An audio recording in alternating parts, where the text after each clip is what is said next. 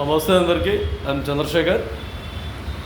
మంచి చదువుకొని ఒక ఉన్నత విలువలతో ఉద్యోగాలు చేస్తూ ఆ ఉద్యోగాలతోనే పదోన్నతులు పొందుతూ మంచి ఆలోచన విధానాలతో ఎంప్లాయీస్ ఉండాలి. అలా కాకుండా కొంత రాజకీయం వైపు, కొంత ఇంకా వేరే వైపు వెళ్ళి ఉద్యోగాలకు రాజీనామా చేస్తూ చాలా వరకు మీరు ఇబ్బందులు గురయ్యే ప్రమాదంలో కొంతమంది అధికారులు చూస్తున్నాం. కాబట్టి ఒక చదువుకు తగ్గట్టుగా ఉద్యోగం వచ్చినప్పుడు సంతోషించాలి, సంతోషంతో ఉండాలి, మీ విధానాలు అమలు చేసుకోవాలి.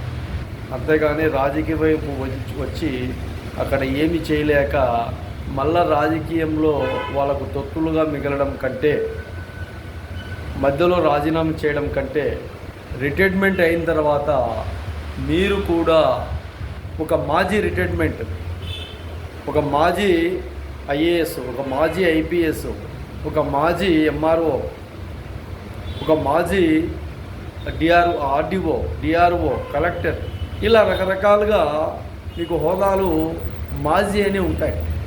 కానీ రాజకీయంలో రావాలని మీరు రాజీనామా చేస్తే ఎక్కడ కూడా మీరు మాజీ అని చెప్పుకునేదానికి కూడా వీలుండదు.